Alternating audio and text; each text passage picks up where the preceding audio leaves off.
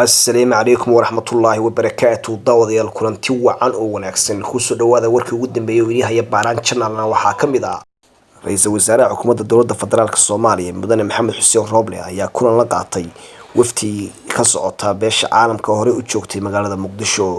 dowladda Djibouti waxay soo dhaweynaysaa heshiiskii Khamiistii 27 bishii May sanadka 2021 dowladda federaalka ee Soomaaliya madaxda maamul goboleedyada iyo saamilayda siyaasadeed ee dalka madaxweynaha jamhuuriyadda Soomaaliland mudane Muuse Biixi Cabdi waxa uu qasriga madaxtooyada jamhuuriyadda Soomaaliland ku qaabilay goobjoogayaal ka socda dhowr iyo 10 wadan oo hogaaminaya agaasimaha guud ee hay'adda Brenteston Foundation. daawade haddii ay ku tahay xilligii salaada iska jooji soo gudo waajibaadka alle kadib nagu soo noqo haddaba daawad haddaad nagu cusub tahay subscribe share iyo like asxaabta kale la sii wadaag haddaad hore nooga mid ahaydna asxaabtaada u sii shirgaray si ay markasta ula socdaan baaraan channel iyo wararka ugu dambeeya aanu soo galino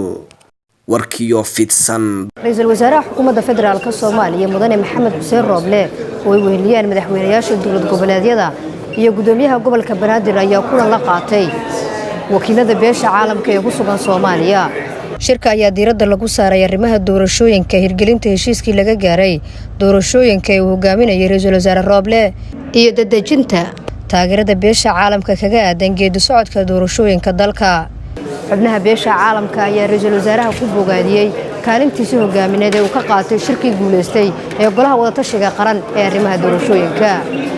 ra'iisul wasaaraha xukuumadda federaalka Soomaaliya mudane Maxamed Xuseen Roble ayaa mar kale cadeeyay in xukuumaddiisa ay ka go'an tahay in dalkan ay ka dhacdo doorasho nabdoon oo cadaalad ah isla markaana qof la dulmin.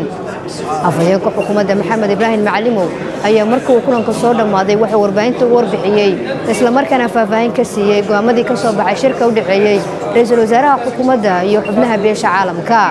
shirka maanta uu shir gudoominayay ra'iisul wasaaraha xukuumadda federaalka Soomaaliya Maxamed Xuseen Roble ayaa waxa ka qayb galay madaxdii shirka ka qayb gashay ay ugu horeeyaan madaxweynayaashii dowlad goboleedyada dalka iyo gobolka Banaadir iyo sidoo kale wakiilada beesha caalamka oo dhan Soomaaliya jooga. runtii waxa aad looga hadlay marka ugu horeysa ay beesha caalamku ay hambaliyeysay heshiiskii la gaaray iyo guud ahaan natiijadii ka soo baxday shirkii Khamiistii ee dhamaaday ee ay madaxdu halkan ay ku lahaayeen muddadii toddobaadkii la soo dhaafay.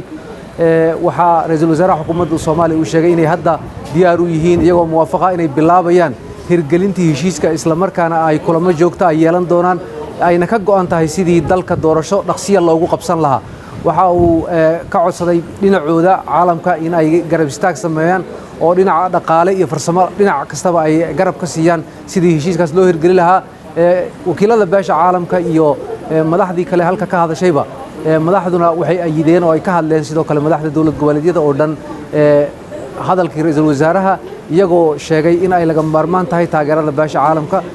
wakiiladii beesha caalamka ee hadlay oo ugu horeeyay wakiilka xogayaha guud ee qaramada midoobay ee arrimaha Soomaaliya Ambassador Iswaan waxay ballan qaadeen in ay gacan ka geysan doonaan geedi socodka. waxa uu sheegay in horeyba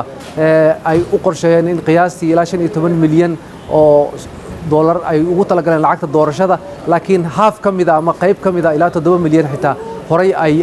diyaar u ahayd haddana la doonayo in hawshaas la bilaabo. marka way sii socon doonaan dhammaantoodna waxa la isku raacay in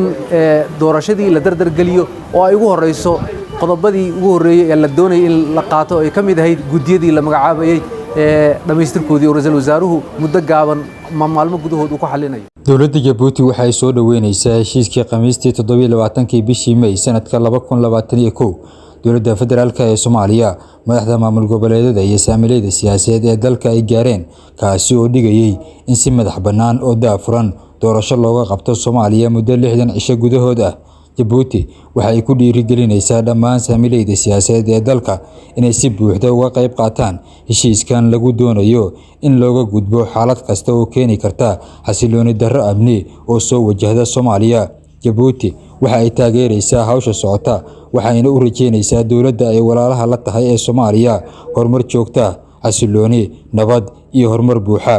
in badan ay dowladda Djibouti ka dalbanaysaa beesha caalamka inay si buuxda u wada taageeraan dadaalka ka socda Soomaaliya.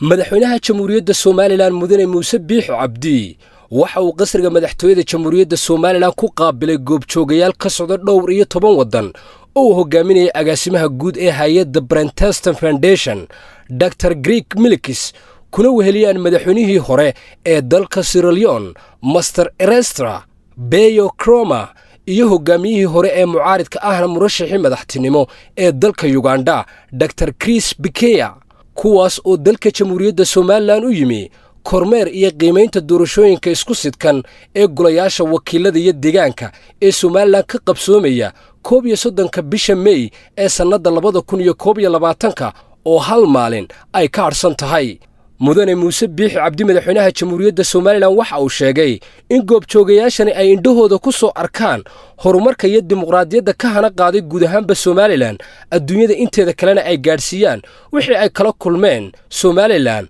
noqdaanna kuwa ka markhaati kaca waxa ay Somaliland ka sugayso beesha caalamka oo ah aqoonsi buuxa maadaama ay Somaliland buuxisay shuruudo badan oo looga baahnaa qaran ka mid noqonaya adduunyada. sidoo kale goobjoogayaashan caalamka ka socday waxa ay dhinacooda madaxweynaha Somaliland mudane muuse biixi cabdi iyo shacbiga Jamhuuriyadda Somaliland ku bogaadiyeen horumarka ballaaran ee ay ku tallaabsadeen kuna gaadheen inay doorashadii toddobaad Jamhuuriyadda Somaliland looga dareero 31 bisha May ee aynu ku guda jirno ee sanadda 2021. wufuudan uu madaxweynaha Jamhuuriyadda Somaliland ku qaabilay qasriga looga arrimiyo Jamhuuriyadda Somaliland ayaa ka kala socday dalalka boqortooyada Ingiriiska, Canada, South Africa, Ghana, Uganda, Zambia, Kenya, Sierra Leone, Tanzania, Zimbabwe, Namibia iyo Mozambique.